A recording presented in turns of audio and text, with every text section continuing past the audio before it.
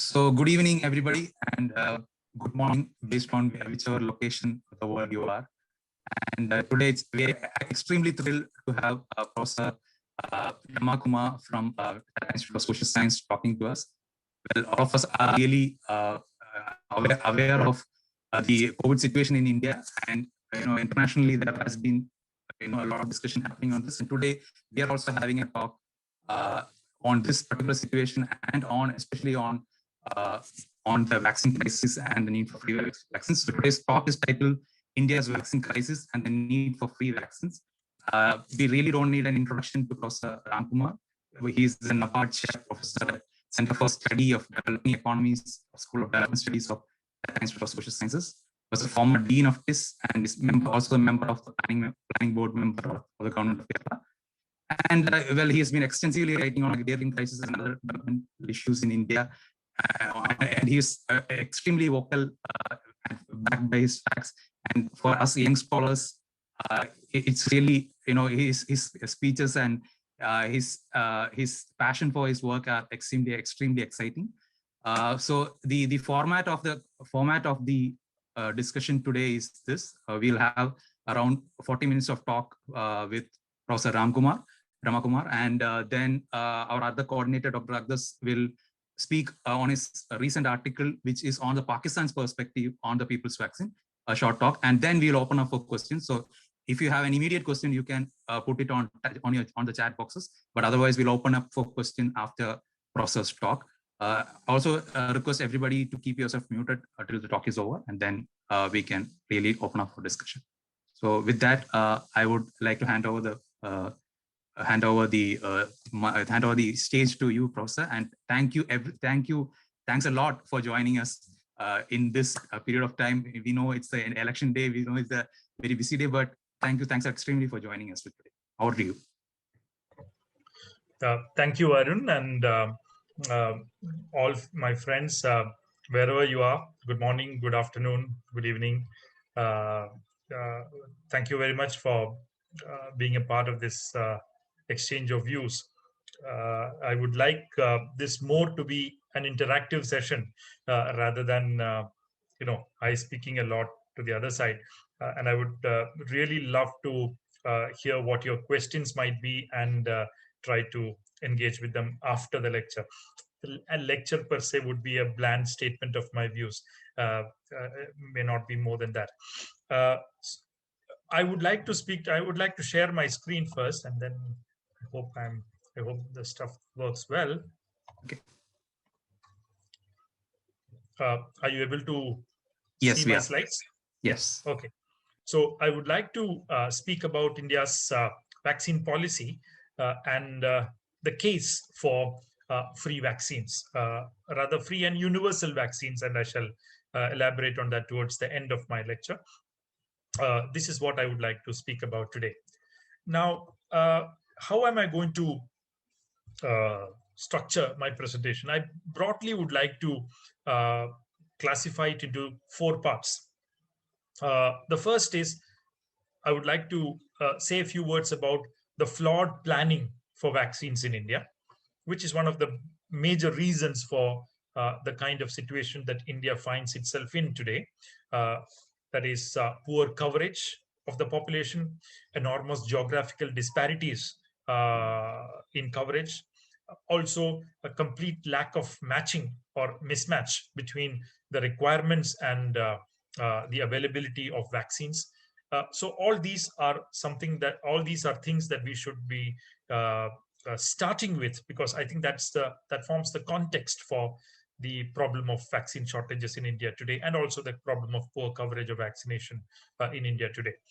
The second is we should start looking at where the failures were. So I would like to spend some time on why the country, which is usually otherwise called as the pharmacy of the world, particularly with respect to generic medicines, with respect to a number of other vaccines like for polio, measles, smallpox, etc., finds itself in such a difficult position with respect to these COVID-19 vaccines.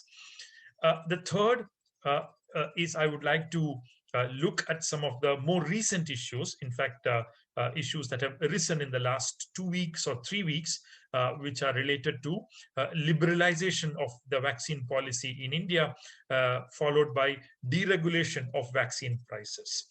I shall look at some issues that have arisen from that. Finally, I would like to make a case for free and universal vaccine coverage in India.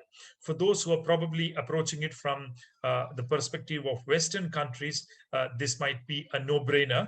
But unfortunately, what is no-brainer across the developed capitalist world appears to be a very difficult topic to create a rationale for in a poor and underdeveloped country like India. So that's something that I would like to spend some time on towards the end of this lecture. Okay, so let me get straight into the first part of my presentation. The first point that I would like to make is that India is a laggard in terms of vaccine coverage if you look at the different countries of the world. Now, there are different ways of looking at it. If you take the total population as the denominator, which is a common denominator or comparable denominator that is available for us across the world for an inter-country comparison, you will see that the share of the population that is vaccinated is about 50% and 45% in countries like United Kingdom and United States. It's about 25 to 30% in places like Germany, France, etc. But it is only about 9% in India. Now, Satwik. Yes, sir, the slide is not changing probably. You're still at the structure of the presentation. Yes, I'm still there. Okay, I've been moved ahead. Yeah. I'm really sorry. No problem. No problem. This is the context in which I'm trying to make this point. That is, India has covered only about 9% of its population with at least one dose of vaccines. However, other countries have moved to 45%, 50%, etc.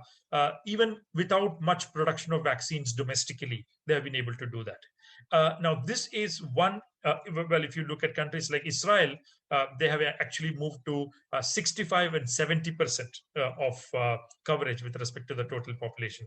So that's a different league altogether. But why is it that India is at such a low level of coverage of the population?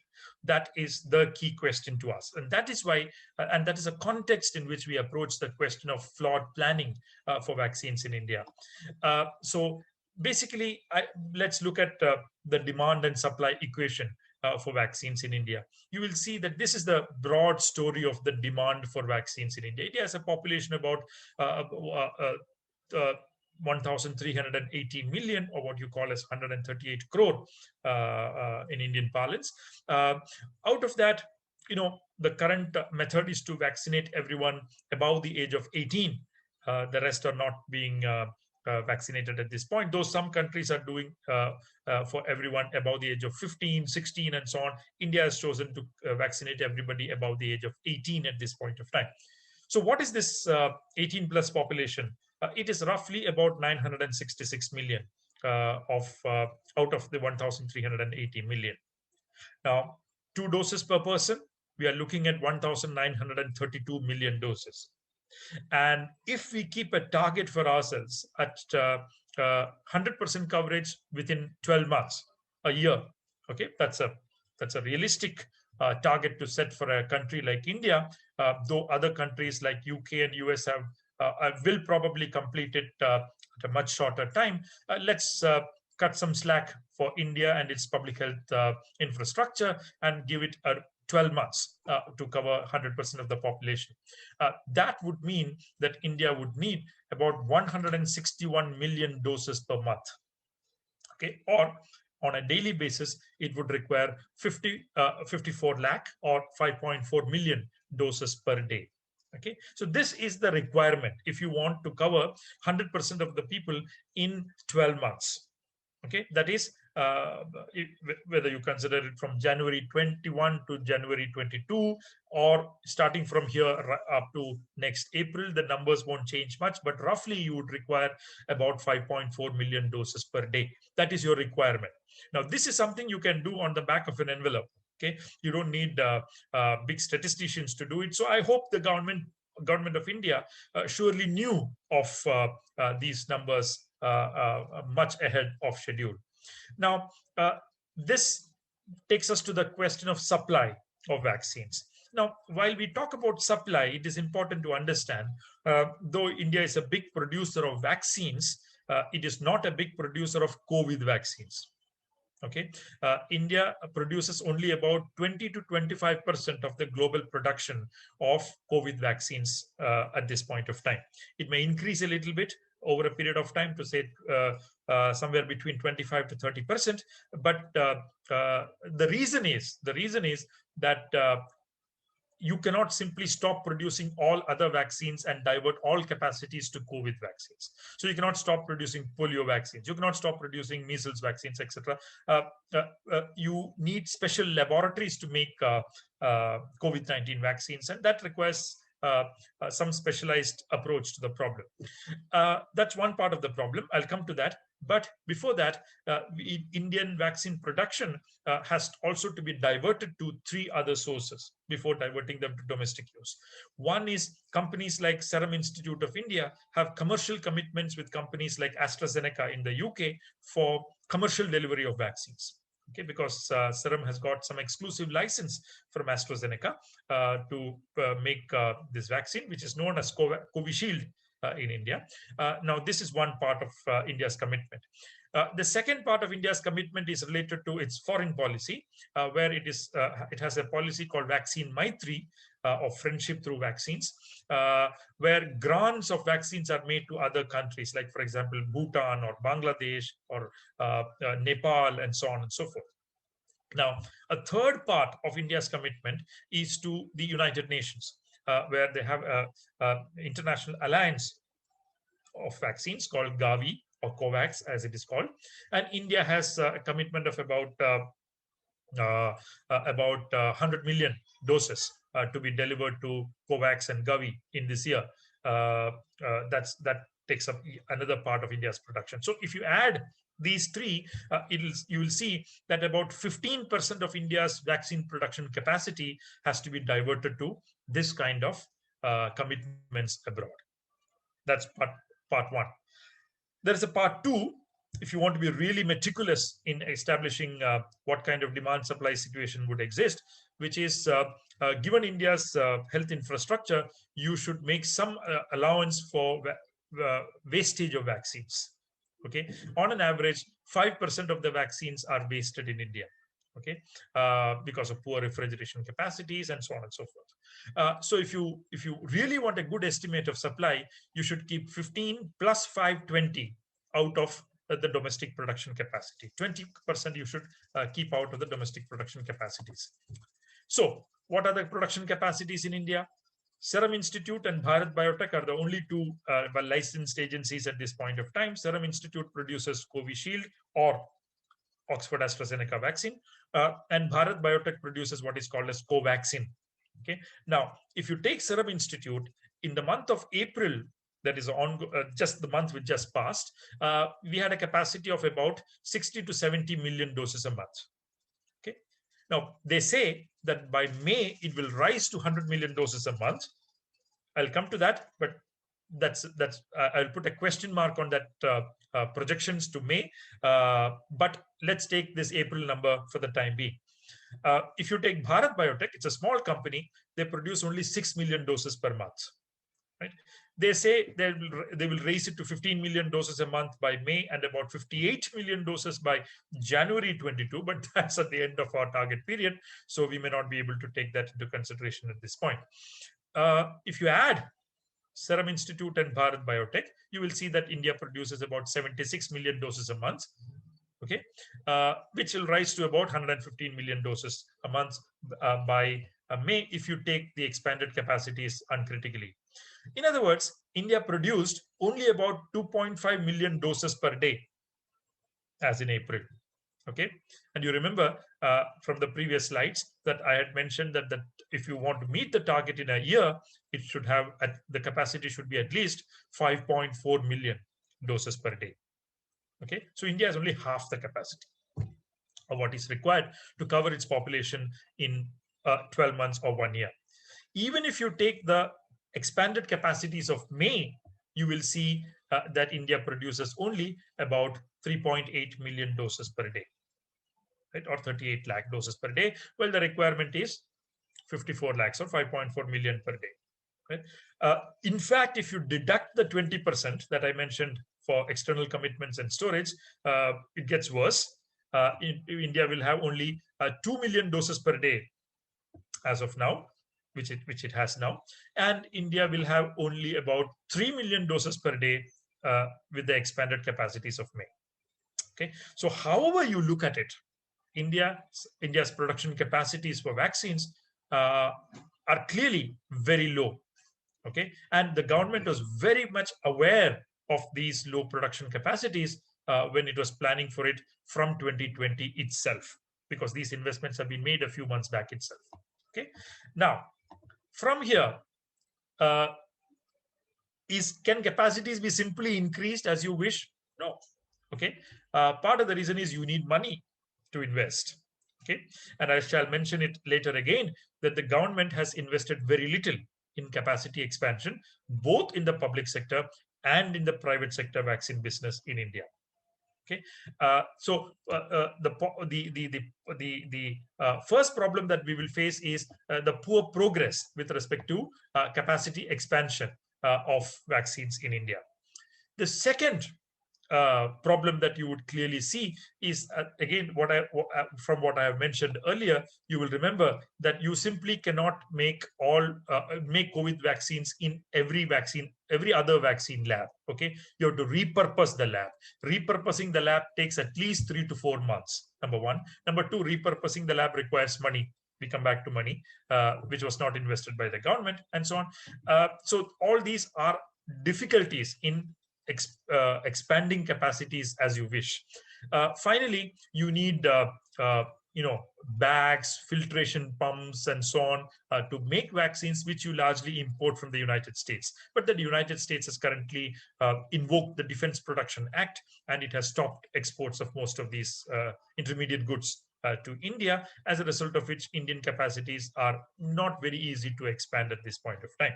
Okay, so these are the difficulties that you currently face with respect to capacity expansion.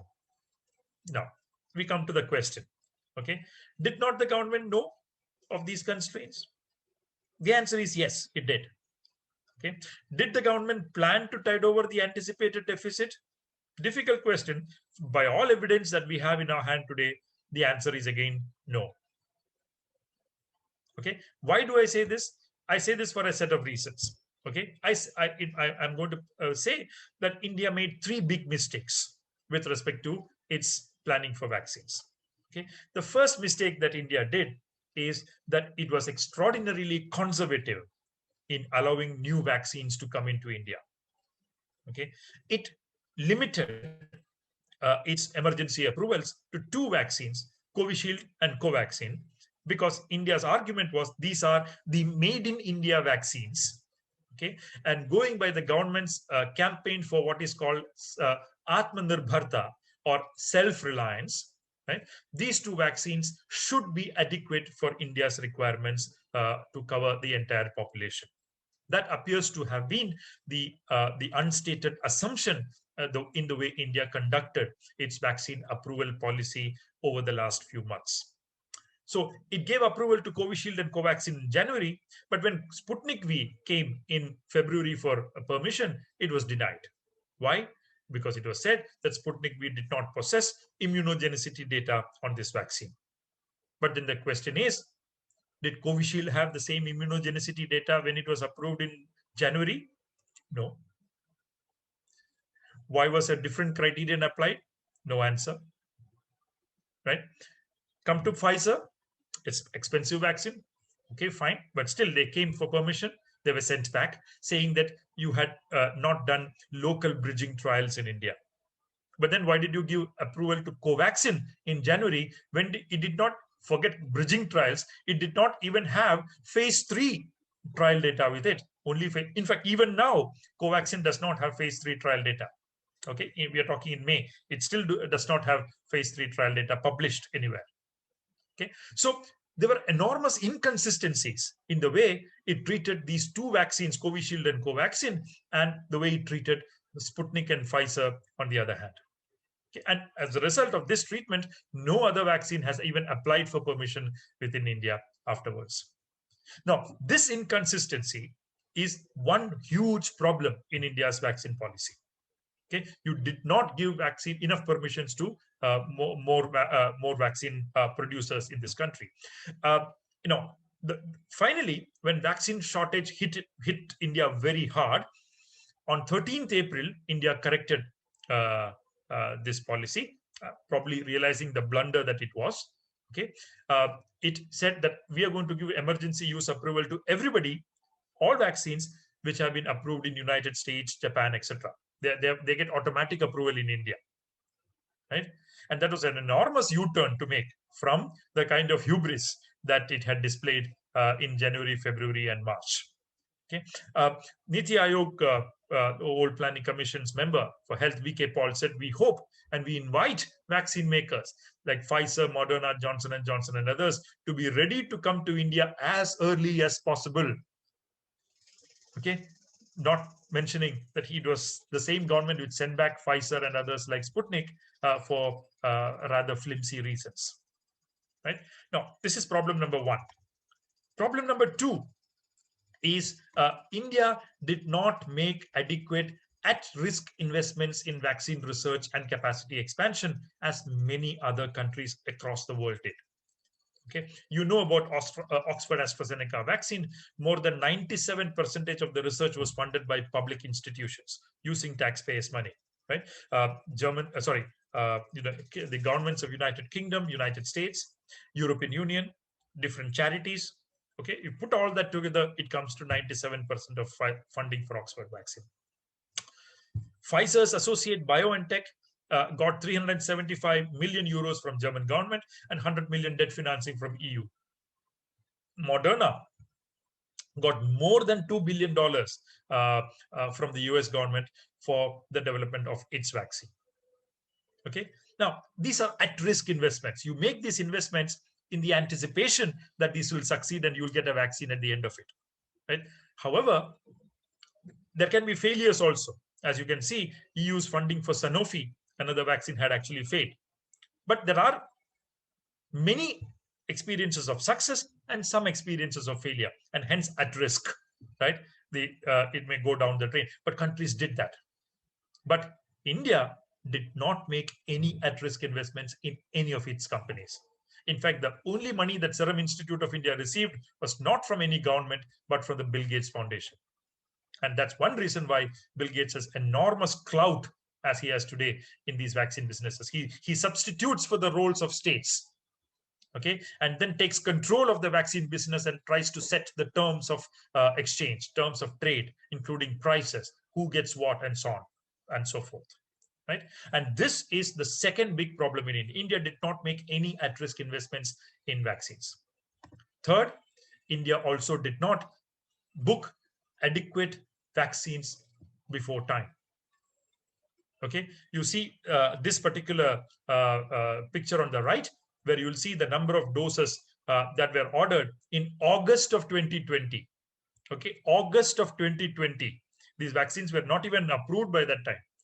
Okay, look at the countries that have booked these vaccines in advance.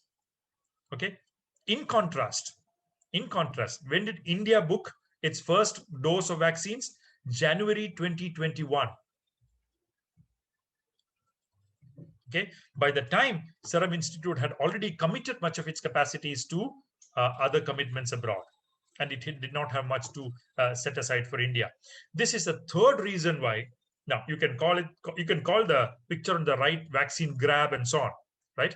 But it's a government booking for its people, so I would cut some slack again for that, right? But India did not do anything of that sort. It waited till January to make the first booking. By that time, it was too late. Right? So you made three big mistakes in my view, and I've just mentioned the third of these mistakes. Now, this is the broad context for the vaccine shortage in India.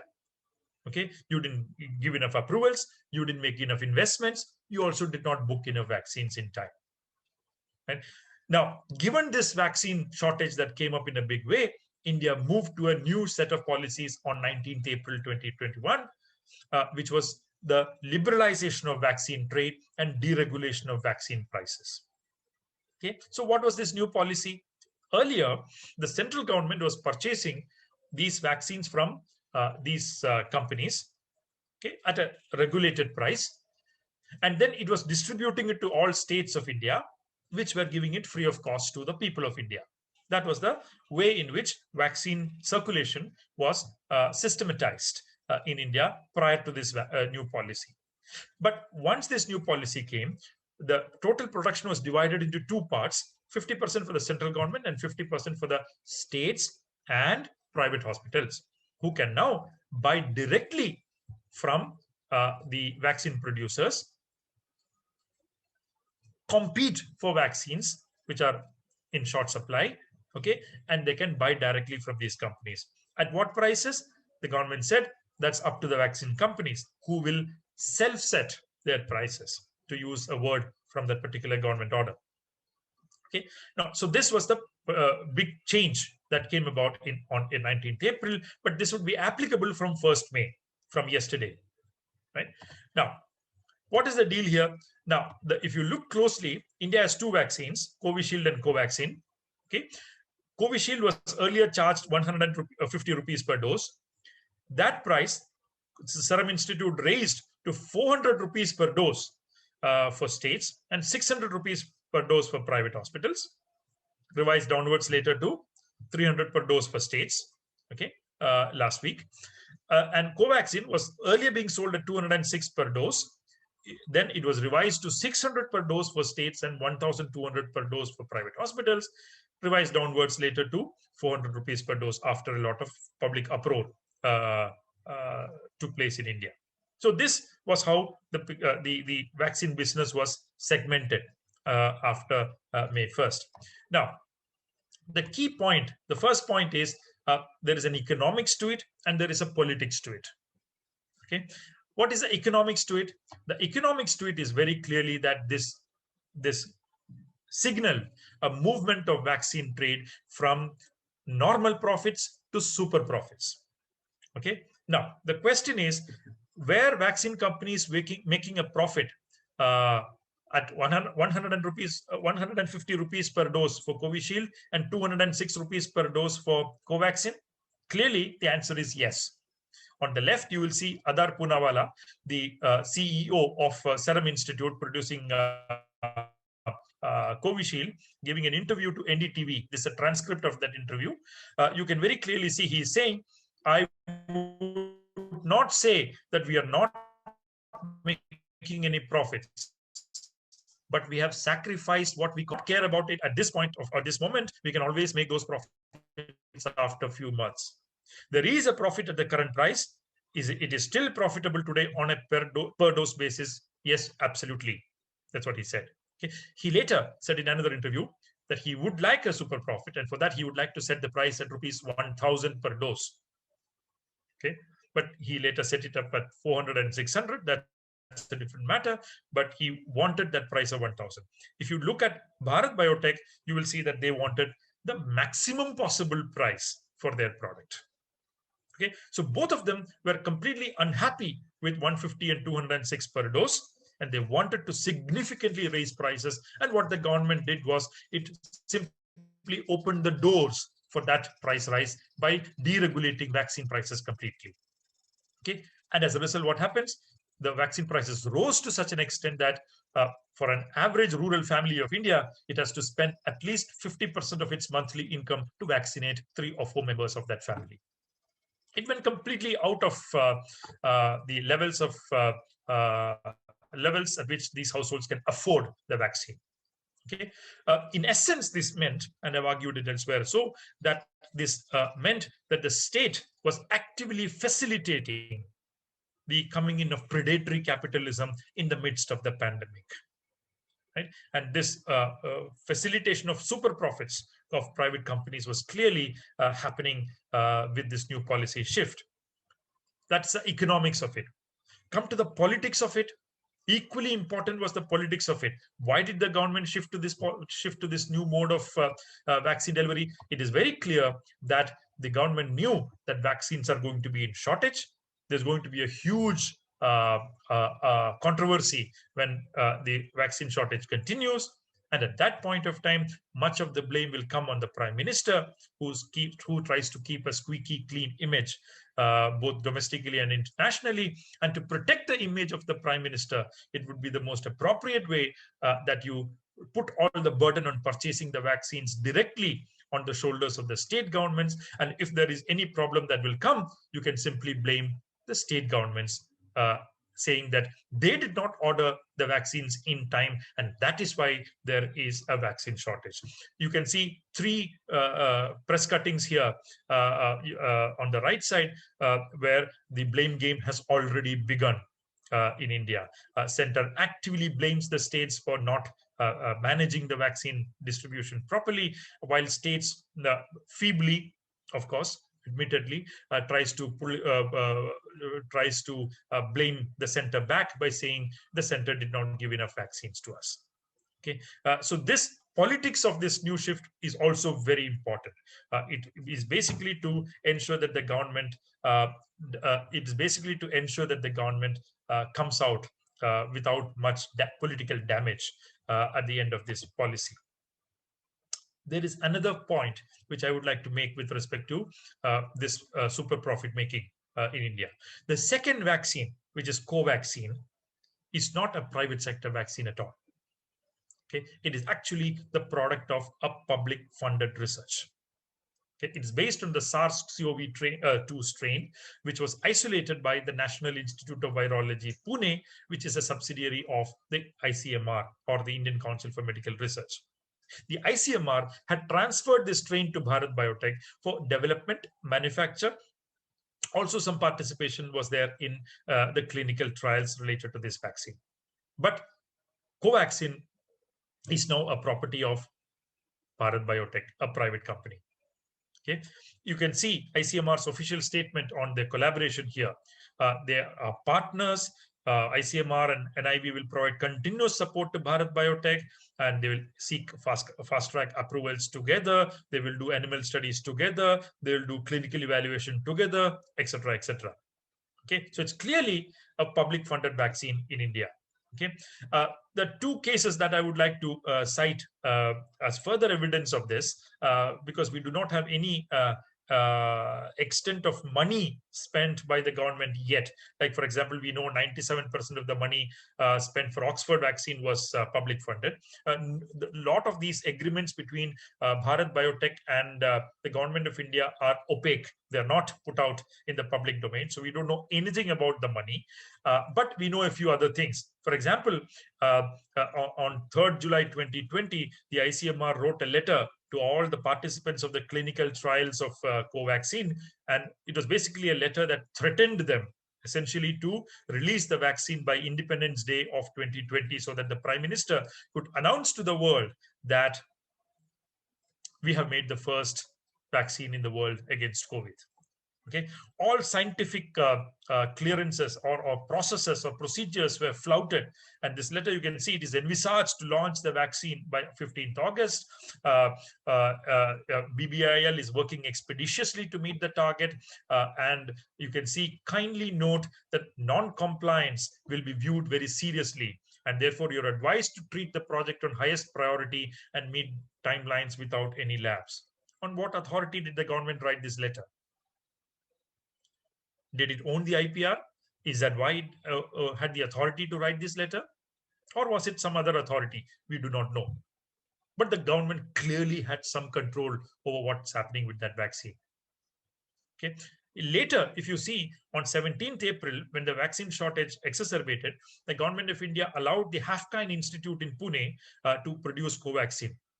Now, if the government of India does not have the IP rights for Covaxin, and given that it has not invoked any provisions of the Compulsory Licensing Act of India, how did it give permission to Covaxin, to Hafkind Institute to produce Covaxin? It must have had some IP rights over Covaxin. Now, if the government has IP rights over Covaxin, why did it give exclusive license to Bharat Biotech and not any other vaccine company in India? It could have been produced on a mass scale in India. Okay. Number two is that given that government appears to be hesitating in this, is the IPR actually lying with Bharat Biotech and not the government of India? If so, despite having spent so much of money, why did not the government of India keep the IPR for Covaxin with itself? This is another excellent example of the state coming in and facilitating the making of super profits by private companies in the vaccine business. Okay, this is yet another serious issue that we know. More evidence has later come, which basically points out that the CSIR, which is another government agency in India in the scientific research sphere, also played a very important role in the development of this particular vaccine, Covaxin. Where is the government in this? How did the government leverage this control over Covaxin to mass produce this vaccine? Why did it allow just one company to produce it and usurp all the profits from that business? Why did it allow Bharat Biotech to further get into another exclusive license with a company called Ocugen in the United States later, giving all the exclusive rights of Covaxin for distribution in the United States and other places to that company, Ocugen, by paying a royalty to Bharat Biotech? Why does not the government of India get a share of that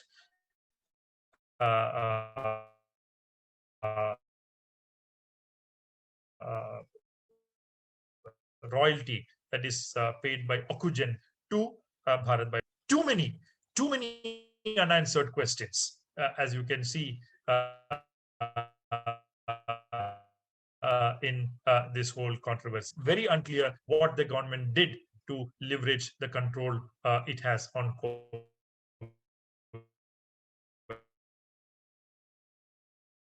vaccine. On the Bharat Biotech, you will see these, right? All of them on the right-hand side, you will see all of them are, except two, are supported and funded by the government of India. Okay, the evidence is out there, very clear. Okay, all the papers are also co-authored by government scientists and Bharat Biotech scientists. Why is the government of India not giving more companies the right to produce Covaxin? Why is it allowing this one company to profiteer infinitely from this public product of public funded research? That's also something that lies without any clarity. Okay, so basically what we see here is the vaccine business.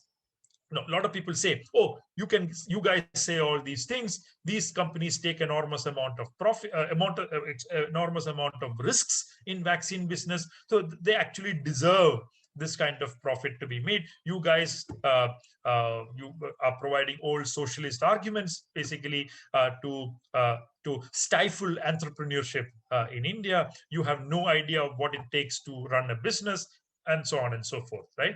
But what they do not know is that across the world, risk in vaccine business is indeed a reality, and governments or the public sector comes ahead in most countries, invests in these vaccine companies in times of crisis to reduce the risk exposures of these private vaccine companies. That's how the government of United States invested in Moderna. That's how the United Kingdom invested in Oxford vaccine. That's how German government and European Union invested in Pfizer, right? And they did not take any risk.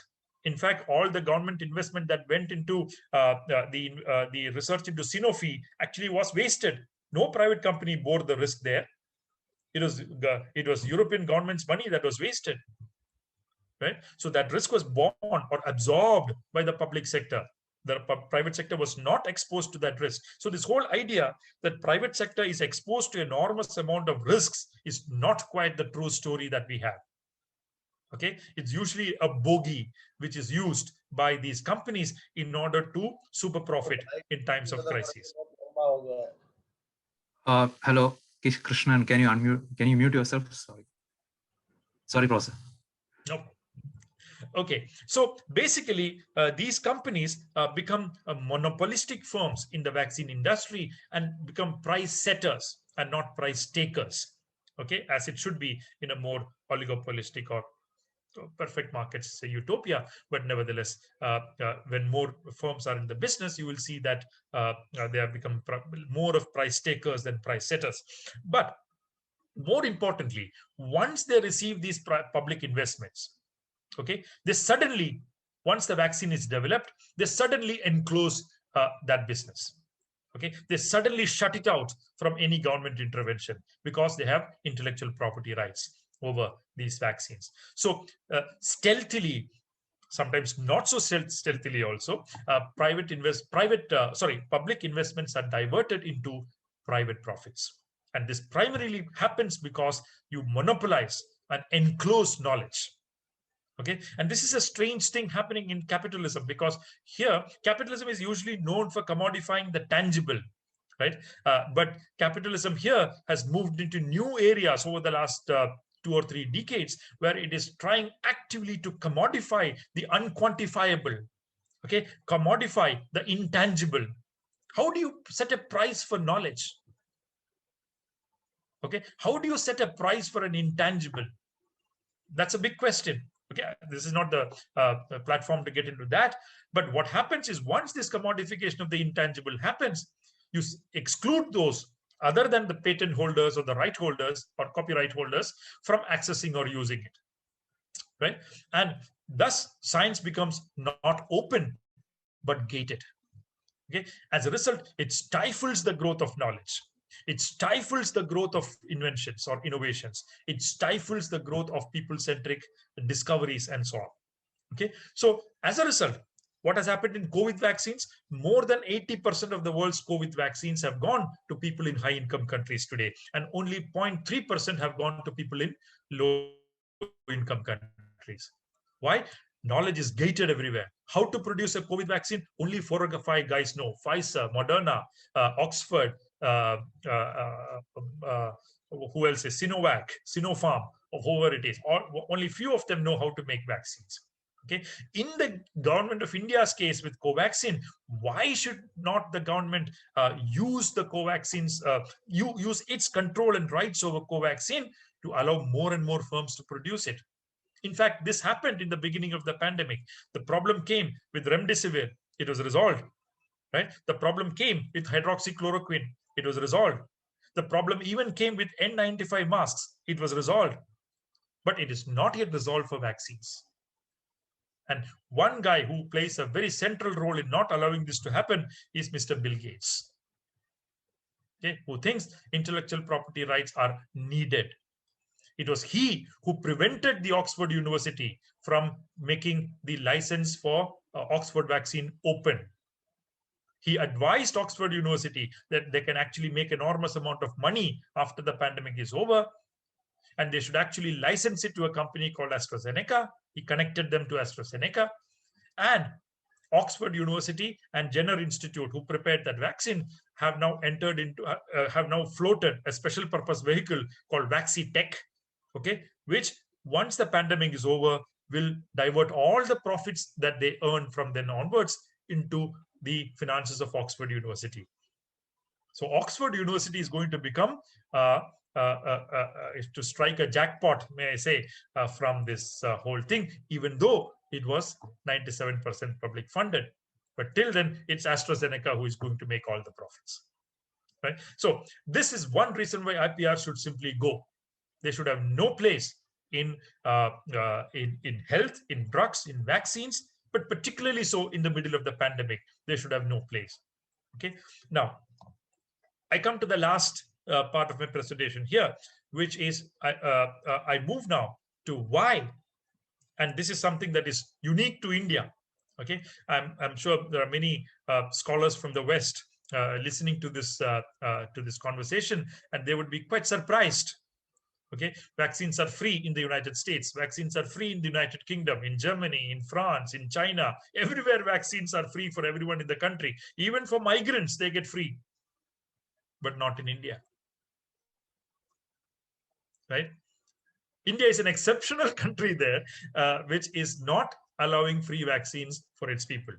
In fact, you have to pay half your monthly income to get vaccinated. to get your whole family vaccinated on an average.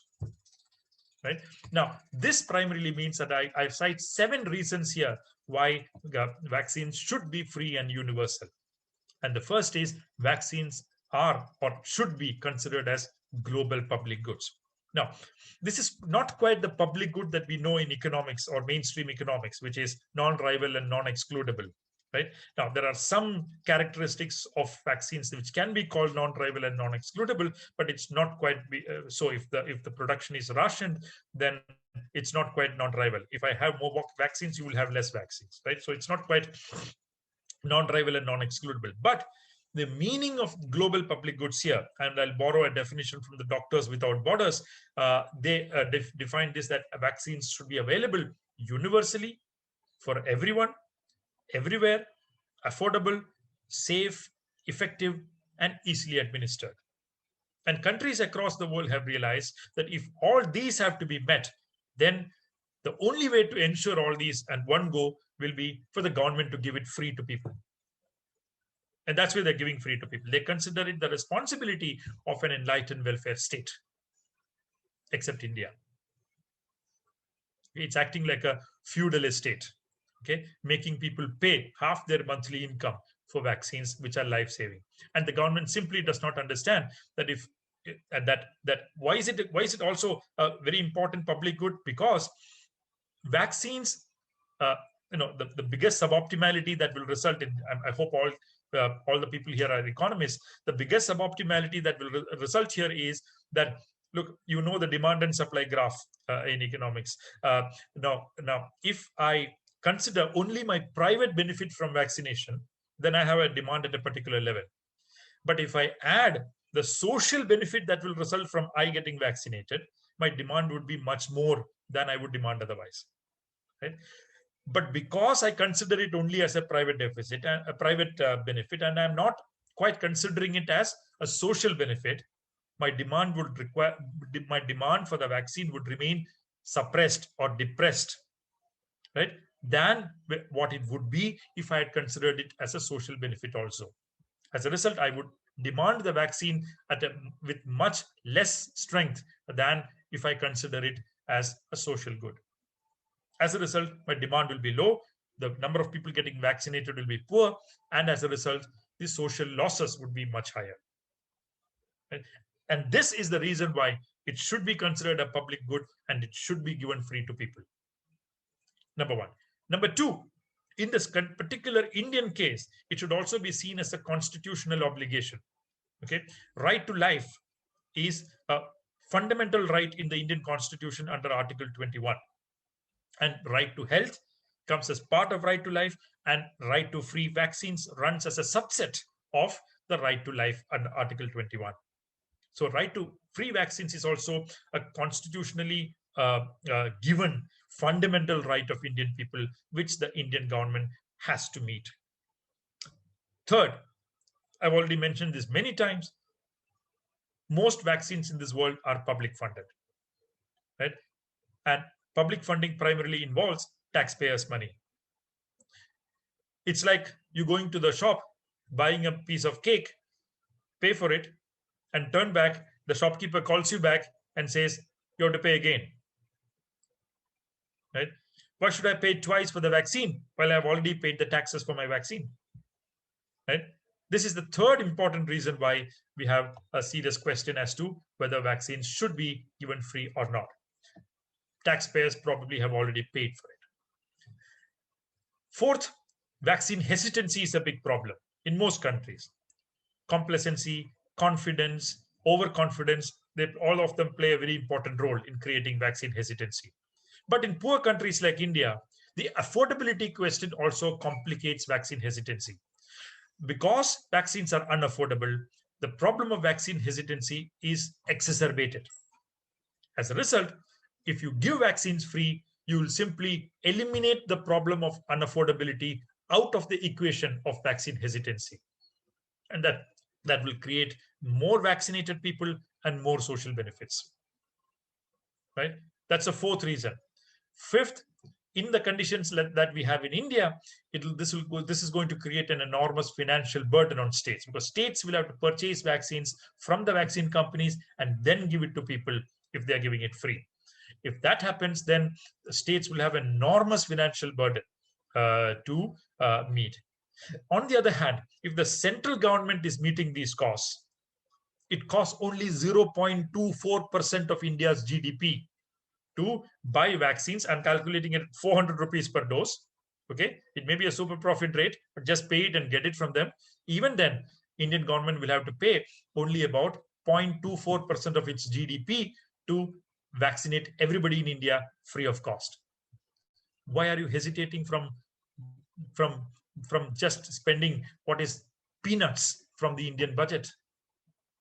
Right? For some reason, the Indian government is not agreeing to do this. It's perplexing. Finally, there is also a financial burden on individuals and households. And I've said again and again, half of monthly income being spent on this, which will create a huge financial burden on poor households. And the last is, if you want to meet that condition in the first point on the definition of a global public good, that is easy to administer, then the best way to ensure easy and simple and less complex administration is to give it free to all. Right? Central government buys it from the vaccine companies, passes it on to state governments, and then they give it free. What has the central government done now? There is one market for the central government at 150 per dose. There is another market for state governments. But again, there are two products, Covishield at 300 rupees per dose and Covaxin at 400 rupees per dose. Then private hospitals, one price for Covishield, another price for Covaxin. What you have done is you have fragmented markets very deliberately. Okay, instead of having a unified market, you have fragmented markets, and fragmented markets lead primarily to loss of efficiency and loss of transparency. This will create opportunities for corruption. For example, 300 rupees is the price in state government hospitals or state government vaccination centers, and 600 rupees at private hospitals. Don't be surprised if in many North Indian states or even South Indian states also, staff in government hospitals fudge records of vaccination. They divert or pilfer vaccines from government hospitals to private hospitals to earn the arbitrage as profit.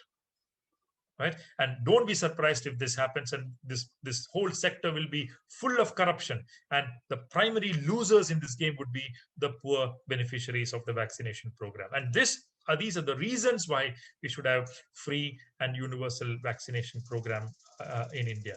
This is the last point that I wanted to make. I shall close my comments here. I know I've just exceeded my time by about 7 to 10 minutes. I'm very sorry, but just got some discussions got extended in between.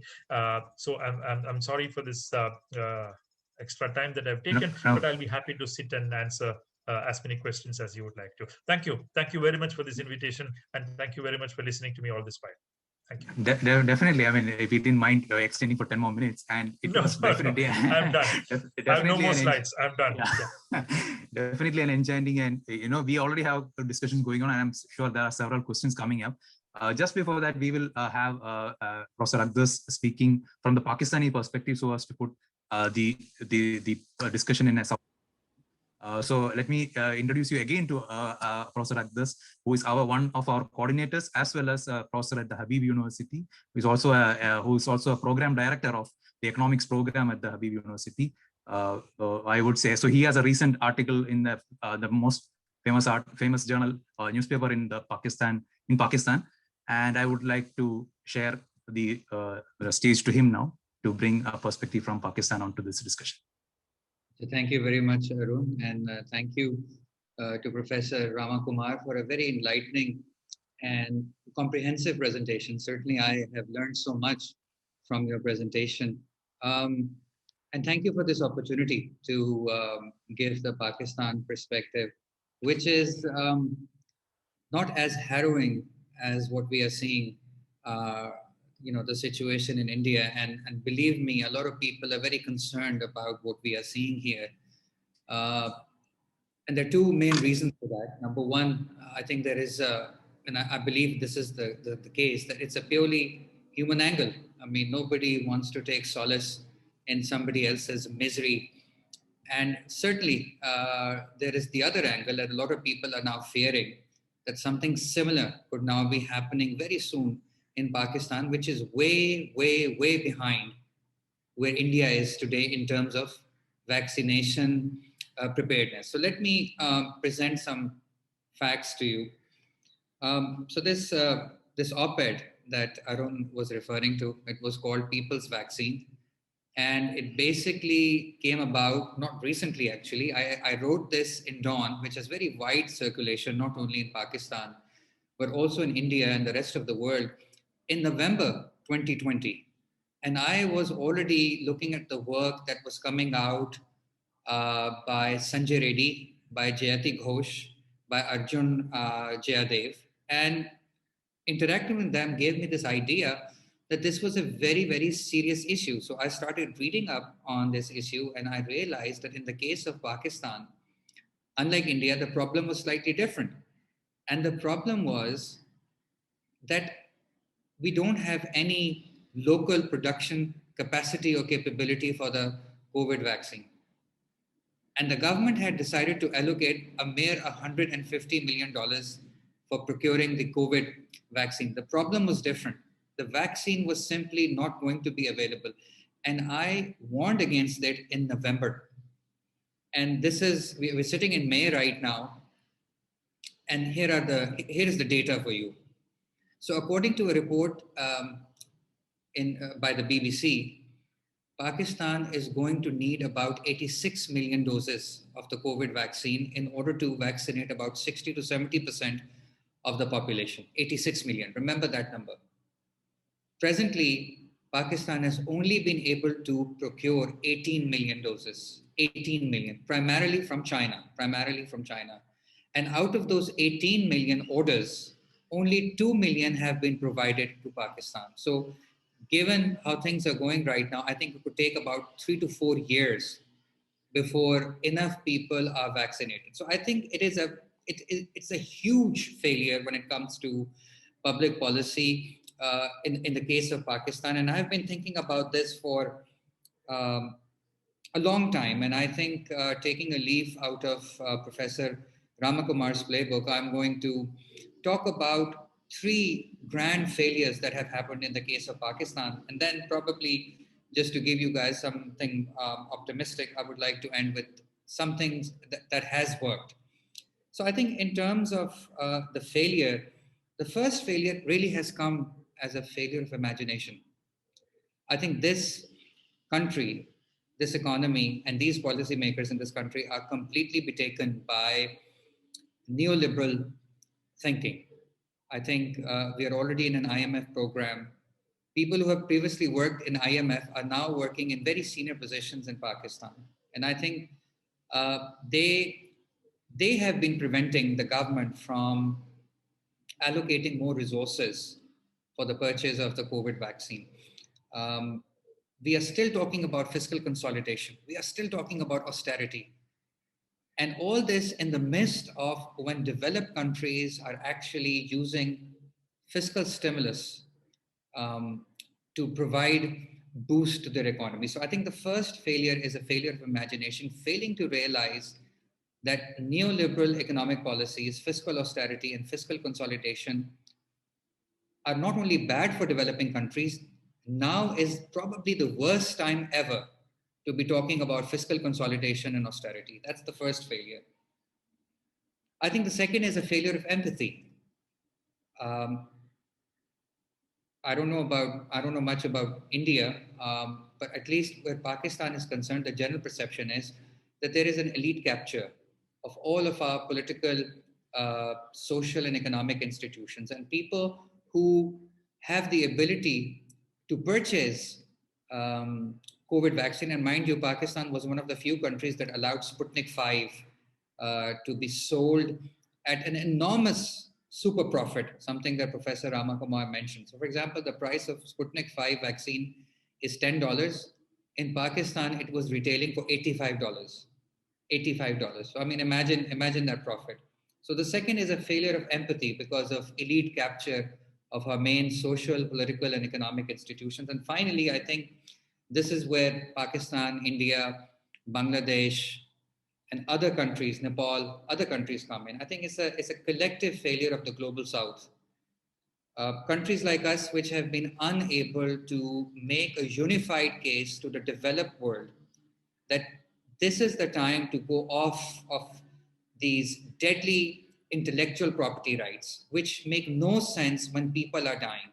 So I think those have been the three failures when it comes to the lack of COVID vaccination in Pakistan. Finally, I said I was going to end at something somewhat optimistic. I think we've also seen um, tremendous institutional agility in Pakistan.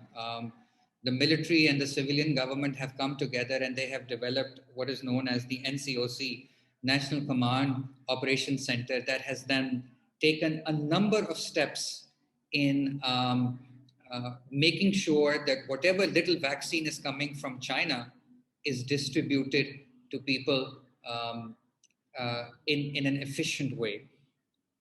I don't know how much progress India has made with the Aadhaar, but in Pakistan, for the last 20 years, we've had a 13-digit unique identifier that is maintained by the National Database Authority, and every single thing is linked to it. It also has biometric and demographic information, and your phone numbers are linked to it, your account numbers are linked to it. I mean, it's basically, um, you know, how should I say? It's kind of like Big Brother, but I guess in this particular situation, it has really played a very positive role, because as soon as you get vaccinated, you can then contact the National Database Authority and they will print you a certificate. So where we have seen these tremendous failures in the case of Pakistan and some other developing countries in providing COVID vaccine, we've also seen instances of institutional agility. And I think in the final analysis, I would just like to echo what Professor Ramakumar has said, that the idea of intellectual property rights when people are dying does not make any sense to me. And I think the time has come for countries of the global south to get together and make a unified case for getting our hands um, at this vaccine. Because if this vaccine is not provided to us and people keep dying, then all the developing countries have a lot of buying power, a lot of buying muscle. And we can create problems for developed countries if we decide to create a monopsony of sorts. So we don't want to go in that situation. I hope we don't.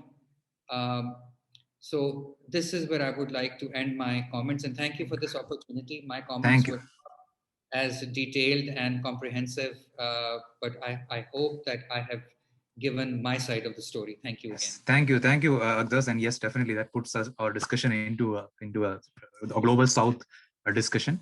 Well, I mean, and it's wonderful that you mentioned about Sanjay Reddy and and Arjun Jaydev. And to update Professor Ramkumar, they are also the mentors of the South Asian Working Group. And to all the other audiences, yesterday Professor Ramkumar has uploaded in his blog a detailed discussion on a discussion with Arjun Jaydev on why IPR rights should be taken off during this pandemic. And also we have participants from Africa, from other parts of the world. And such experience have happened in case of penicillin, in terms of Ebola vaccine. Several cases of such instances have happened across the world. But now let me quickly open the floor to questions.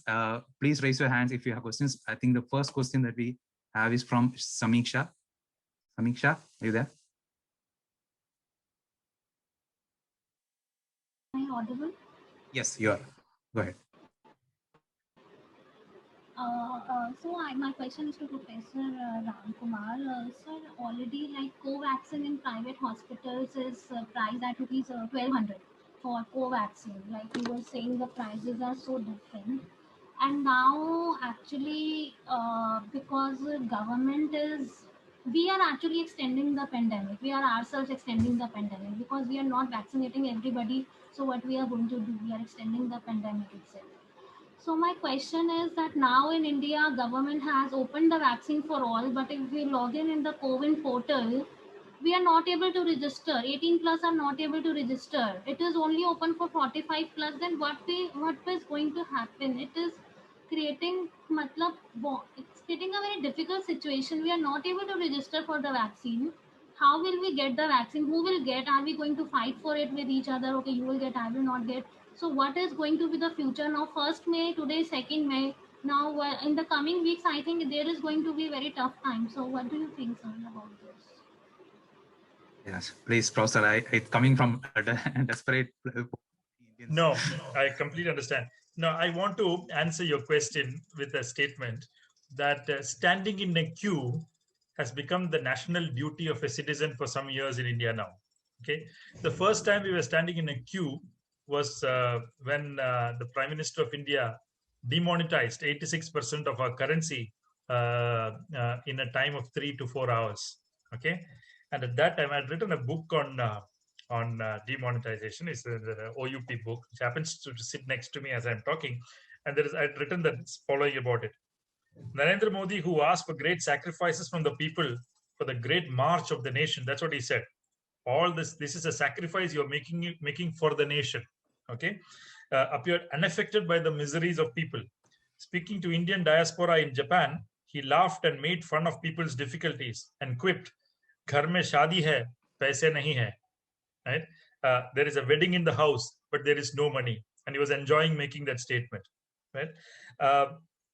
Then he later on, in fact, there's a paper by Professor Atul Sood in that book that I'd edited, and he basically puts it out like this: standing in the queue to withdraw one's hard-earned money was enlisted as a way to honor the nation. A new moral political project was being unleashed, which sought to redefine the relationship between the state and the citizen.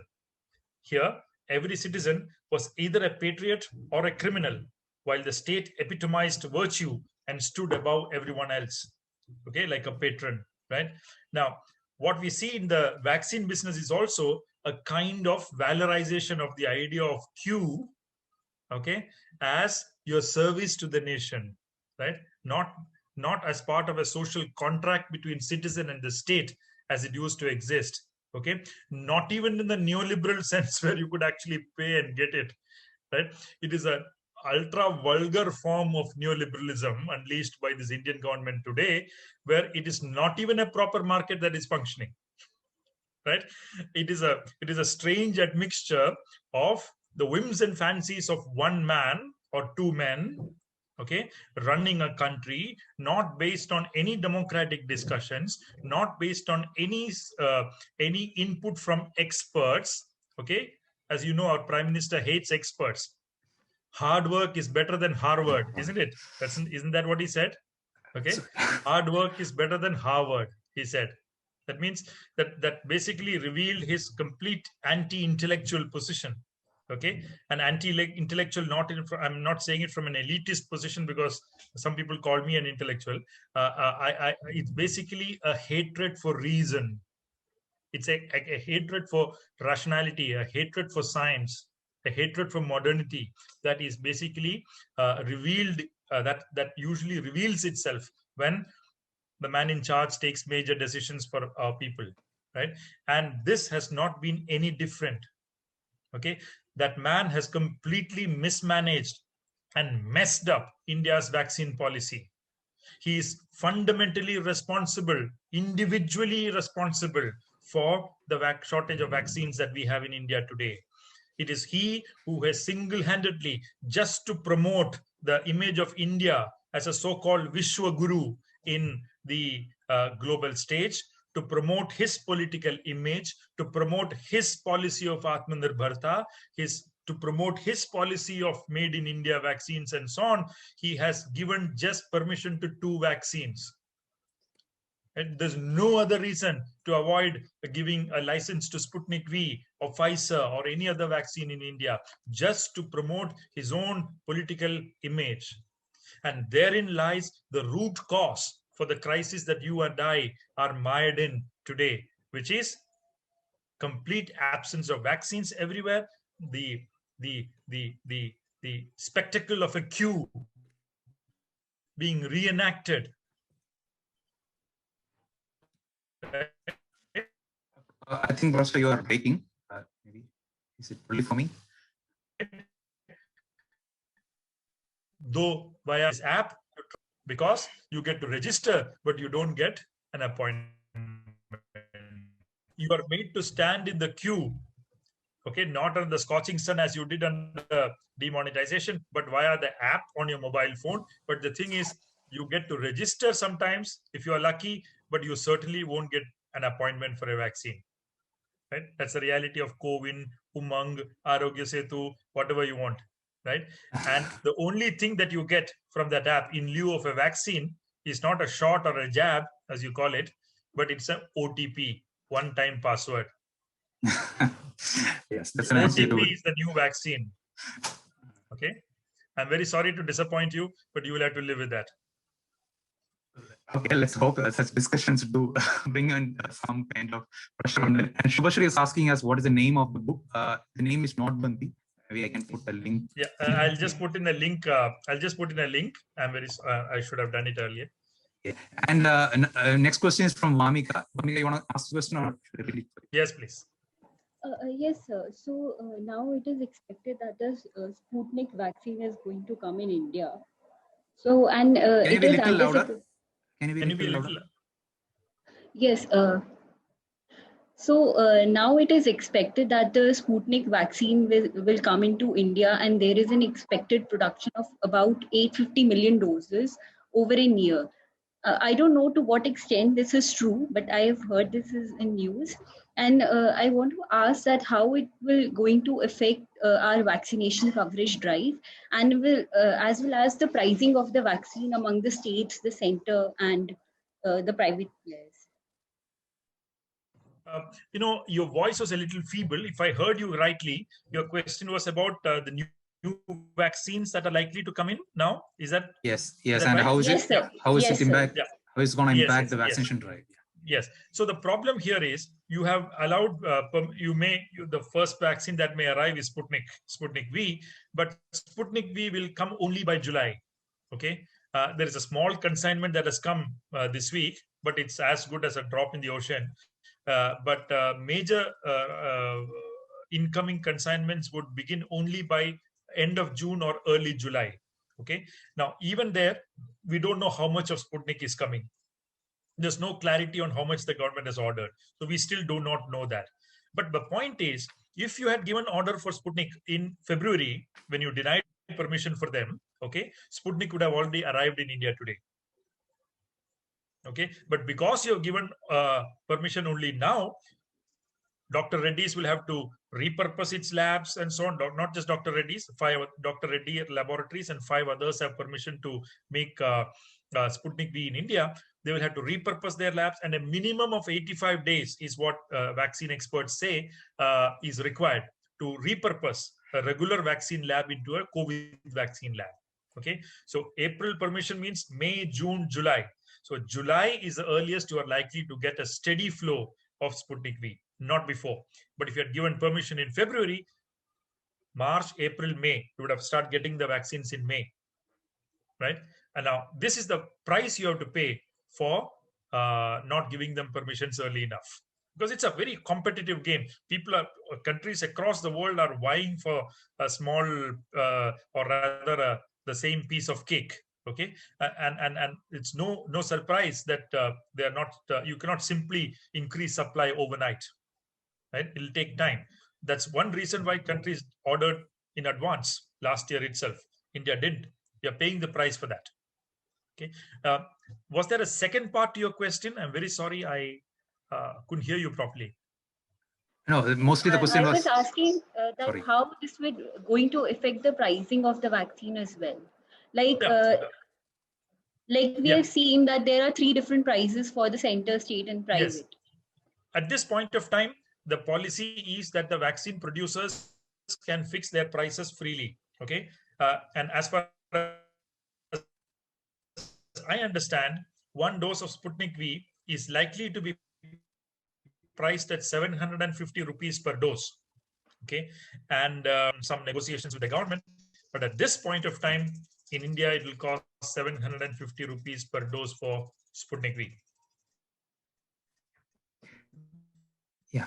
Next question, Christian. I leave. You can ask your question. Okay, thank you for allowing me. So, Dr. Afzal, what do you foresee for Pakistan? Like, is there any going to be any situation like that, or we are good enough at this moment and it's not going to happen? Okay. For everybody else, if we are not heard the question clearly, Can you Yeah. I, So, let me. If it's going to happen here as well, like what happened in India, or we are fine with that, and we may not have that kind of surge in COVID cases. Yeah, I mean, that's a very good question. I don't have a crystal ball, but I can give you my analysis in very few lines based on data. So, uh, just to give you a statistic, in order to gauge how terribly far Pakistan is behind even India's rate of vaccination. So, according to some latest statistics, and please correct me if I'm wrong, um, India has been able to vaccinate about 10.5 or 10.95 people per 100 people. So every 10 or 11 people out of 100. That statistic for Pakistan is 0.95 per 100 people. So it is 10 times behind even India's ability to vaccinate its own people.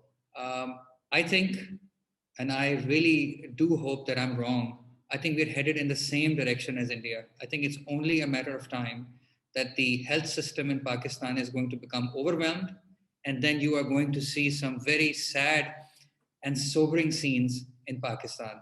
I don't know what kind of COVID-19 SOPs are being observed in India, but here there is not much. I mean, I constantly run into people in the elevator, in the apartment where I live, people not wearing masks. And when I accost them in a very polite manner as to why they're not wearing a mask, they simply tell me that there is no such thing as COVID-19, which is one perspective, but that gives you an idea that there is, even if the government is to start a national vaccination program on war footing, this is a country where people say no to the polio vaccine. So the work is cut out for the Pakistani government. And I really do hope that I'm wrong, but I think we are staring into the abyss right now. Thank you, Akhtas, for that. I mean, continuing with what Akhtas been mentioning and bringing the discussion a little more closer to what you were saying, Professor Ramdas. One discussion that you had is about the IPR and why we should, yes, and that is a definite. But even the distribution, and yes, you said there's a political move to distribute it to the state and all, but there's no clear strategy of how to distribute the vaccination also. Do you also want to throw some light on the distributional aspect and the failure of an appropriate distributional system of the vaccine? Sorry, is that question addressed to me or to Professor Ram? Maybe Professor Ramdas can take it first, and then you can continue that. Okay, sure.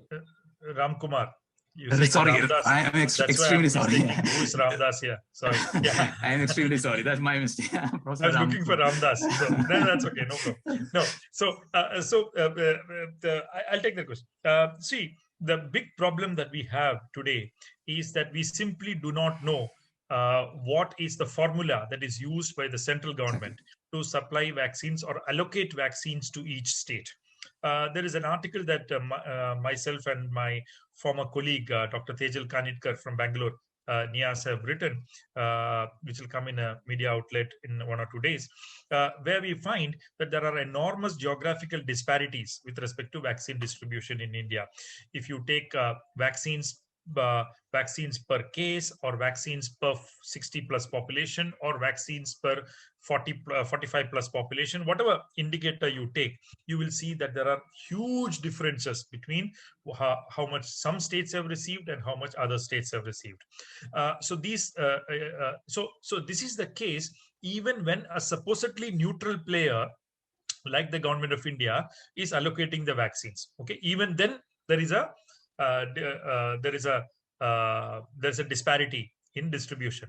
Now assume if this distribution is given, the charge of this distribution is given to a private player who will look at profits. Okay, and he won't even have even the modicum of a democratic intention that the government of India might have when it allocates.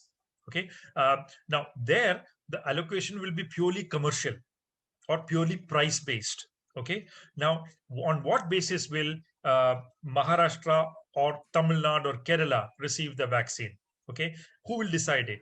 The Serum Institute or Bharat Biotech will decide. On what consideration? They are completely bound by the price. In fact, Serum Institute has already said that they would like to sell at a higher price of 600 rupees per dose for private hospitals than sell at a lower price of 300 or 400 per dose for state governments. In fact, they would prioritize private hospitals compared to state governments. This means that vaccines would go even further out of bounds for the common man and the poor in India compared to what it is now. Now it is free, but it will really go out of bounds when it's priced at that level. So there is competition between states. There is competition between states and private hospitals, and there is competition between private hospitals and private hospitals. Right? So there are multiple small competitions that are going to happen in this completely fragmented and liberalized and deregulated market. And the only thing that you can expect from such a situation is chaos. Right? And there'll be no sense of democracy in the way vaccines are distributed. Requirements will be completely thrown out of the window when deciding on allocations. For example, Serum Institute has said, my first allocation will go to Maharashtra because my factory is situated in Maharashtra. Why? That so happens that your company is in Maharashtra. So these kinds of non-social criteria may actually creep in the distribution when it is left to a market. So things are going to get worse. From bad, you're going to get a worse situation when you move from state to market. So can I please request take question from Sunanda? She's been waiting very patiently, and just try to take a few more questions. Maybe. Please, Sunanda. Please, Sunanda. Yeah, hi. So this is a question for Professor Ramakumar. I just wanted to know, I want to just push a little bit further on what Arun just said, challenge a little bit and saying that if you were to decide, you know that public health is a concurrent list issue, states, how would you kind of, where IPR is concerned and where intellectual property is concerned, how would you, if you were given the job to figure out how we would allocate, what would you do as a solution? What would you think would be the best way we can move forward? Okay, let me first assume myself as somebody who hates IPRs, which I actually do, right? So if I made the Prime Minister of India, that's what you asked. I think that's what this is a usual question, no? Suppose you become the Prime Minister of India, what are the first 3 things you would do? You get this question. I'm also a lawyer, so I'm actually pushing from a legal point of view too. Because there are a lot of, I think it's a little bit more complicated because when it comes I was just joking. Don't worry. I was just joking. No. So I am ideologically and fundamentally opposed to the presence of IPRs. Okay. I believe that science should be open, and I do not think science should be done for profits. Okay. And as a result, I would vote against any form of gated science, any form of commodification of knowledge in any form. In fact, many of the life-saving discoveries and innovations that mankind has made, okay, in the past are not funded by private research, are actually funded by public research, and that includes the internet, may I say. Okay, so fundamentally, products of public research should be available to people freely, okay, or maybe at a very nominal or affordable cost at the best. Okay, so in that sense, I would basically remove all IPRs from anything that touches the material conditions of life of people intimately. Okay. Now, having said that, we are part of the WTO. Okay, and WTO has this TRIPS agreement which India has signed, and you are actually a signatory to these clauses, how much ever you may like or dislike it. However, if you remember, in 2002 and 2003, India had a major debate on how to implement intellectual property rights in the Indian context. And India, while it agreed to the TRIPS agreement, had actually reserved a lot of rights to itself. Okay, in terms of invoking, for example, compulsory licensing and that kind of provisions in times of emergency or in times of natural calamities and so on and so forth. And this is exactly that kind of condition that you obtain today. And so as a result, even though you are a signatory to the World Trade Organization and TRIPS and so on, you actually have the leeway as a democratic country to invoke compulsory licensing and produce vaccines in India.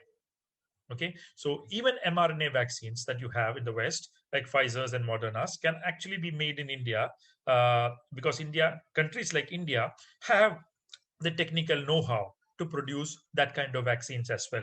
Okay, so it is possible to produce them in India if we do compulsory licensing.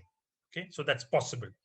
But however, there is a constraint here, even if you do that, and the constraint is that even if you get that complete patent application for reference, there is still a lot of information that is hidden in those applications under what is called as undisclosed information. Okay, and that undisclosed information has trade secrets, it has technical know-how, and it has a lot of details about the clinical data trials. Okay, and without that, you may not be able to quite make these vaccines, even if you invoke compulsory licensing. So as a result, what you also require is that you want the technical know-how. Okay, so basically you should force that. So there should be an international effort, okay, to force vaccine companies to ensure that they do not just waive the IPRs, but they also provide the technological know-how to produce those vaccines to countries like India, China, South Africa, etc., which already have some capacities of production of vaccines. Okay, because they're not going to start from the scratch. They also already have an established business in these sectors. So that's what I think should be done. So there has to be a global effort. WHO and the Western countries and their governments like United States, United Kingdom, etc., should take the initiative in forcing their companies to share their IPRs and or waive their IPRs and share their know-how with countries in the South. The big bogey that is currently being raised in countries like US today against IPR waiver is that it will let countries like China and Russia take over the vaccine business. So there is basically a geopolitical concern that is actually preventing the waiver of IPRs, and it has nothing to do with economics as of now, right? And this is yet another problem that we face, right? They really fear countries like China and Russia will what you used to call in the 60s as reverse engineer, right?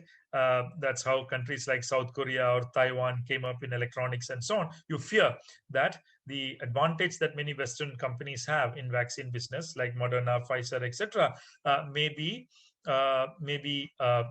transcended or maybe circumscribed by the entry of Chinese and Russian companies. And if that is the fear that you have, and if that is the reason why you're not waiving IPRs, then there is something seriously wrong with your politics, right? And it has to be a global effort. That's what I would summarize it as. Thank you, Professor. In fact, we have several more questions coming in the chat box and several people raising hands, but we only have, we are almost overshooting time. So we may not be able to take a lot of questions, but we would definitely love to take one question from Pakistan, maybe. So Huda Luni, if I'm spelling your, if I'm telling the name right, please go ahead with your questions. Others, I would really request you, the professor is really active in Twitter and social media platforms. Or we can also mail him, if we can collate the questions and mail him as well. Be the last just question. say, I am available. If you are available, I am available. I can stay for 10 moments, okay. No problem. That's great. That's great. We can take all questions. Yes, you are audible. Yes. Oh, okay. My question is from Sir Ramakumar. Actually, I have been following the, the aftermath, all the oxygen shortage that happened caused. So I read in a newspaper, The Hindu, that 58% of oxygen shortage, Kerala state was producing 58% above its capacity. So when I joined it, I saw one of your slides on it, which was written that how the state is going to monopolize and put the blame on the Kerala state. So I didn't quite understand that. So I would like to know about that. And one more thing, the Pakistanis were also watching the backlash that Modi government received. And it was much celebrated over here because from the past 2 days, Anduti Roy's article, which was posted in the Caravan. So we have all been reading it. That it was very heart-wrenching, and prayers from Pakistan to India. That's it. Thank you. Now, let me put it very simply. The point about Kerala that I had mentioned in the slide was not about oxygen, but it was about vaccine shortage. Okay. But if you take the question of oxygen shortage in India, which is very acute at this point of time, people are dying not because of COVID, or there are people who can be completely cured of COVID, but they die because of lack of oxygen. Part of the reason is because India produces a lot of oxygen, but it produces it in certain regions of the country, which is not available in other regions. For example, a lot of oxygen is produced in the eastern regions of the country because there are a lot of steel plants there, like West Bengal or Odisha or Bihar and so on. But this oxygen is not available for usage in the central parts of the country or the northern parts of the country, like, for example, Delhi, Uttar Pradesh, and so on are excellent examples of the shortage. So one problem is that oxygen is not produced locally in within each state. Okay. Sorry to cut you, sir. I was not talking about oxygen shortage. I am saying that if a state is producing oxygen above its capacity, how come that state is to be blamed for vaccination shortage? Yeah. That's my question. Well, unfortunately, these are different issues. Okay, and we should not read them together. The central government, if it had its way, would have blamed Kerala for oxygen shortage, but Kerala government had a pretty interesting policy 1 year back itself to be oxygen self-sufficient when the crisis becomes more acute. So it produced enough oxygen for itself over the last 1 year, and hence it is hugely surplus in oxygen production, and it is also supplying oxygen to neighboring states. But the same is not the case with other states of India. That's what I was trying to say. UP, Uttar Pradesh, and so on. There, the real problem is oxygen produced in other parts of the country are not reaching them because India does not have enough containers of oxygen to transport them. Okay, so a lot of cryogenic oxygen containers are being imported from different parts of the world to ensure that oxygen is transported from one place to another, and that's a process that is going on. But the Kerala case is different here because Kerala produces enough oxygen for itself, and so center cannot blame it. In fact, for the BJP-ruled state of Karnataka also, which is nearby Kerala, Kerala provides help by supplying oxygen from its surplus stock. So it can't quite blame Kerala there.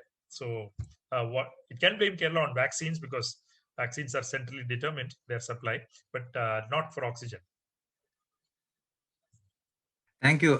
So since you have agreed to stay a little longer, maybe we'll take a couple of questions more. So Sham, I will request Sham to ask his question now. Sham is actually one of our youngest and active scholar. Hello. Hello, Professor. Thank you for taking your time to be here. Your presentation was wonderful. I learned a lot from it. So how do you believe that partisan hostility is affecting the vaccine rollout in India? Because like we have seen specific cases where, you know, the health minister, where we're supposed to have like a centralized response, he's attacking certain states, accusing them of hoarding vaccines. And then, you know, we have like 60%, 8 states just occupying 60% of total vaccinations. So how do you believe that partisan hostility between these parties are going to affect the vaccine rollout? It's very unfortunate. The answer has to be political to that, because I believe that the present ruling dispensation in Delhi, right from the top, that is Prime Minister, have a serious problem with an acute sense of insecurity that engulfs them. Okay, this insecurity basically prevents them from acting rationally on any occasion. Okay, they have a great penchant for acting irrationally and exuberantly when what demands is a more reasonable and thoughtful response. Okay, so the former Prime Minister Manmohan Singh wrote a letter to the Prime Minister, which was rather very beautifully and politely worded, where he gave 4 suggestions to the Union Health Ministry and the Government of India on how to ensure that vaccine supply is streamlined across the country. I have my problems with that letter. That's a different matter. But the letter was written very politely and gave very reasonable suggestions. In that, the suggestions provided were very reasonable. However, the Union Health Minister provided a response to it, which was a completely uncalled for, impolite, angry letter, whereby he started attacking the party to which the former Prime Minister belongs, the Congress Party, for doing all kinds of things that it should receive blame and should not receive blame, right? So it became a political response to a letter which was written in a very reasonable, scientific manner and language, right? Similarly, there are umpteen other examples also that you will have in India, where the response of the union government is deeply politicized, okay? Does not come from a perspective of reason, comes from a perspective of irrationality and unreason. And basically, they want to deflect all blame from itself, protect the image of the prime minister like a pristine thing, and put on all the blame on the other. As we know, right-wing fascism revels in this practice of blaming the other, right? Hitler, Jews; Trump, Mexicans; Modi, Pakistanis or Bangladeshis, right? So you always need that external other to put the blame on, right? And that basic feature of fascists is true for this government also. So what you have as part of this government's policy and responses is a certain set of a mentality of attack, a mentality of pinning the blame on somebody else, rather than saying, yes, we may have made a mistake, we would like to correct it, okay? Please provide suggestions, let's together improve it, let's together make things better. No, you will never hear that from this government. You'll always hear a counterattack. Okay, and what that counterattack does, it's a conversation stopper, right? Engagement becomes impossible, debate becomes impossible, a reasoned engagement becomes impossible, right? And that's a huge tragedy that has befallen the Indian polity today. And in that sense, I think the real problem is the central government is not listening. It thinks it is right. It is not ready to accept that it may have made some mistakes. Let's all sit together. Let's address the problems in a consultative framework, right? That kind of initiative is not forthcoming at all from this government, and that's a tragedy in India today. Himanshu, next is your turn. You may unmute. Yeah, thank you, Professor, for that illuminating talk. So my question is about some points that were actually touched in the past 15 to 20 minutes. Basically, are we going to see some sort of ugly competition among states for the vaccine? And like you said, Poonawala's facility is in Maharashtra. Even if they say that we're going to sell to all private bidders through some faltu mechanism like maybe CoWIN, what stops the Maharashtra government from directly stepping in and supporting its private hospitals in some sort of winner-take-all system of shipments? So should we in the poorer states be more concerned?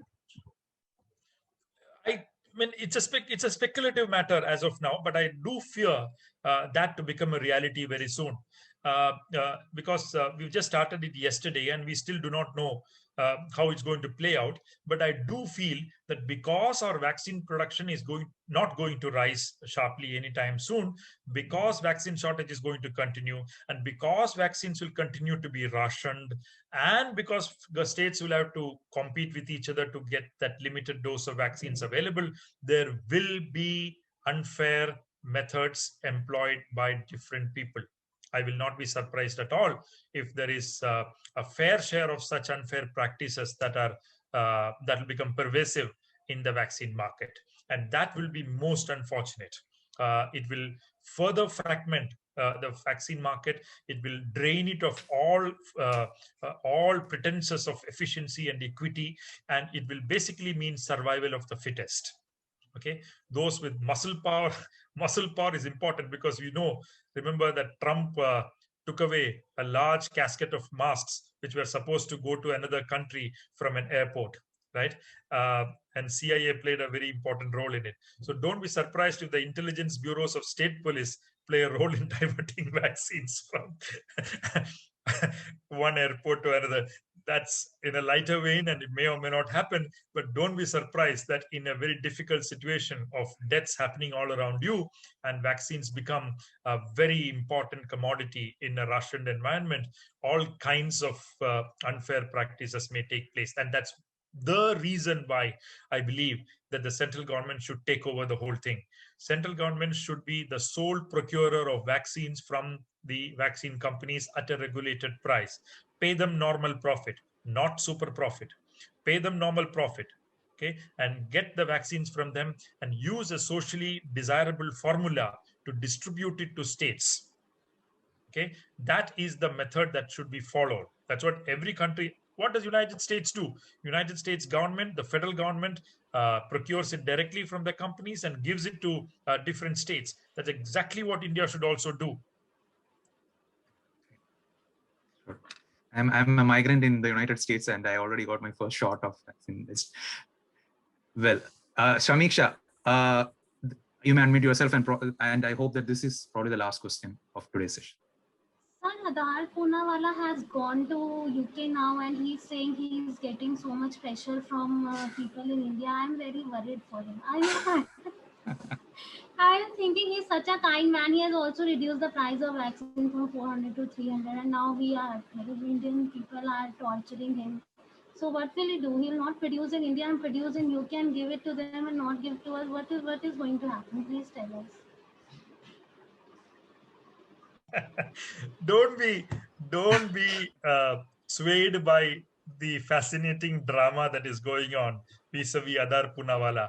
Aadhaar Poonawala did not want to be in India because COVID was spreading all across India, and he reached London 2 days before the blacklist with respect to India came into force. Okay. However, he also had some business, because he had to convince AstraZeneca why he would not be able to supply enough vaccines, because India has banned exports of vaccines. So he also had a business reason to go. And once he's there, he basically wants to. His PR team, of course, has browsed around, and it has been looking for a good outlet to present a very positive image of Aadhaar Poonawala on the world stage, so that the anger in AstraZeneca or his inability to supply to AstraZeneca will be diminished a little bit. There'll be a good positive image of him going across. And he found, and his PR team has found Times to be a very interesting outlet for that purpose. And I would like to read to you a small paragraph from the Times report that came, where Poonawala said everybody is threatening him. It says, if Poonawala's father was the vaccine king of India, he is its vaccine prince. They are now the 6th richest family in India, with a jet-setting lifestyle to match. Poonawala and his glamorous wife Natasha have luxurious homes in Pune, Mumbai, and London. They own paintings by Picasso, Dali, Rembrandt, and Rubens, private planes, a helicopter, and a collection of 35 classic cars. Okay, so this poor industrialist, okay, who tries hard to make 2 ends meet, okay, has gone to London now, and he is in this interview telling this outlet that he is getting threats. I'm not surprised. He supported a policy of the central government because he wanted to charge a high price for his super profits, and it is because of that policy that he is in direct touch with state governments. Otherwise, he would have been in direct touch only with the government of India. Okay, he wanted a policy change, and thus he's got the direct contact with the state governments. So if he wants a higher price, now he has to be in touch with the state governments. Now, if he has to be in touch with 30 state governments at the same time, some chief minister, of course, or some chief secretary, of course, of a state will pick up the phone and said, you better deliver or I'll show you what I can do to you. Okay. And if he suddenly feels threatened by that call and he thinks I should run away to London, then you better not run your business. Okay. I'm sure the Indian government would be happy to nationalize that business and run it. Okay, so I don't. This is a whole drama playing around with respect to Aadhaar Poonawala's London trip, and I'm hardly swayed by uh, uh, these statements that he has made. The point is, his company said it will deliver a particular number of vaccines by May. He was not able to deliver, and that is what is one of the reasons why we have a vaccine shortage in this country. That is very clear. Okay. Now he has a reasonable complaint, which is that when countries across the world invested in vaccine companies, his government, that is government of India, did not make an investment in his company. Okay, I think that's a reasonable grouse that he has. Okay, and I think he deserves some amount of sympathy for that. But other than that, I'm not going to cut any slack to this jet-setting businessman who is the 6th richest man in India. He should not be allowed to make super profits at the expense of normal or poor people of India. My last question, actually, please let me ask. Sir, जो co-vaccine है, the price for private is 1,200 rupees. And in the private hospital, and Covishield is still 600. फिर भी 50% हो गया co-vaccine का. And co-vaccine is government. So how can, then Poonawala, we can say he's kinder because he is giving at 600 his Covishield, and co-vaccine they are giving at private hospital in 1,200. So sir, can you throw some light on this? Welcome to this new era of predatory capitalism. Yes, that's a bigger topic, I think. I'm sure there was sarcasm in your tone when you told about Aadhaar Poonawala, Samiksha. But anyway, I think Satvik also should be given a chance, given this is the last guy to raise the hand. So Satvik, over to you. Please have a quick question. And thank you very much for the presentation, both professors. I don't have a question, but I have a comment not against, but on what Professor Afzal said. He said, I don't know about what is happening in India, but when he was entering into a lift or somewhere, he see maskless people.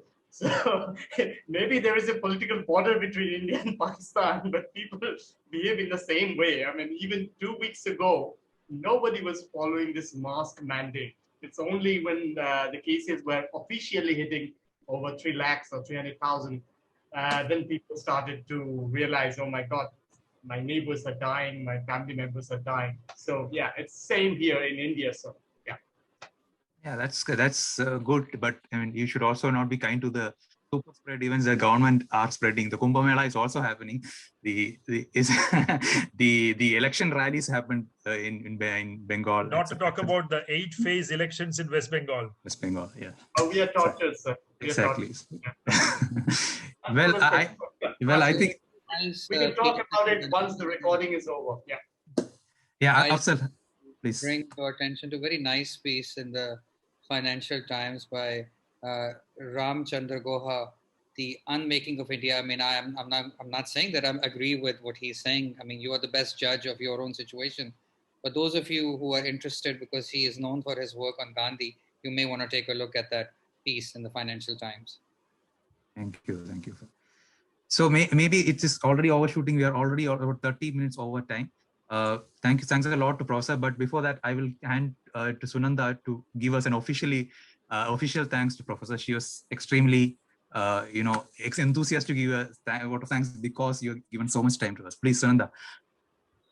Yeah, I know. I think on behalf of INET, that's the Institute for New Economic Thinking, where ISA is a part of, I just wanted to thank you because it's so much time that you took and you went over time too.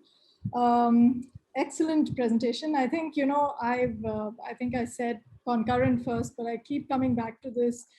I really believe that public health should not be a state list item. It should be legally a central list item, and that's when it will make it easier for central governments to take full control over issues such as this.